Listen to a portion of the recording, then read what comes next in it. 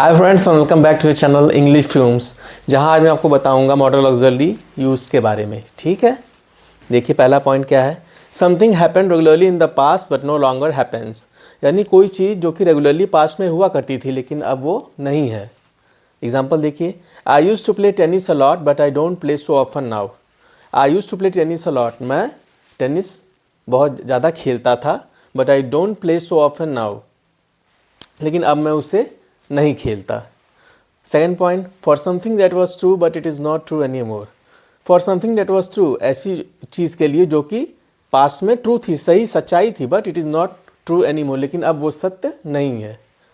Example देखिए, this building is now a furniture shop. ये building जो है ये अब फर्नीचर शॉप है, फर्नीचर की दुकान है।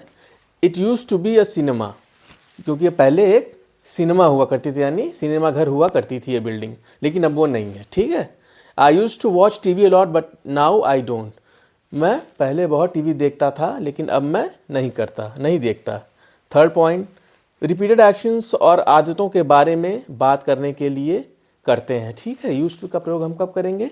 रिपीटेड एक्शंस और आदतों के बारे में। पास्ट की कोई रिपीटेड एक्शन यानी कि बार बार होने वाला काम जो पास्ट में होता था, या आदतों के बारे में, या पास्ट में जो कि आपकी आदतें थी जो आपने आप करनी छोड़ दी हैं। ठीक है, I am use to working till late night. मैं यूज टू यानी यूज टू था, मैं क्या करता था? वर्किंग टिल लेट नाइट, में रात तक अपना काम करता रहता था, किया करता था। Fourth point, the normal question form is did you use to. ठीक है, अगर आपको क्वेश्चन पूछना है तो आप क्या करें, किस से स्टार्ट करेंगे? डिड यू यूज टू, उसके बाद आगे जो आपका मैटर होगा। ठीक है, देखिए जैसे एग्जांपल है, did you use to eat a lot of sweets when you were a child. जब तुम एक बच्चे थे तो क्या बहुत ज़्यादा मिठाइयाँ खाया करते थे? ये क्वेश्चन है, पूछ रहा है। ठीक है, फिफ्थ पॉइंट देखिए, आई यूज टू लिव अलोन। मैं पास में अकेला रहा पर अब मैं अकेला नहीं रहता।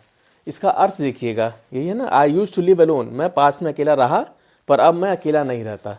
लेकिन अब अगर वहीं आप, लेकिन जब आप कहेंगे कि I am use to living alone, ठीक है, I use to live alone, मैं अकेला रहता था, लेकिन अब जब आप इसका इस्तेमाल करेंगे, I am use to living alone, अब जैसे आपको कहना हो कि I am use to living alone, इसका मतलब होगा कि मैं अकेला रहता हूँ और मुझे ये नया या अजीब नहीं लगता, क्योंकि मैं कुछ समय से अकेला ही रह रहा हूँ। ठीक है, he have been living alone for some time. ठीक है, तो कैसा लगा आपको आज का सेशन? कमेंट करके बताइएगा, और मेरे चैनल पे अगर आप नए हैं तो इसे प्लीज़ सब्सक्राइब करिएगा। Thank you very much.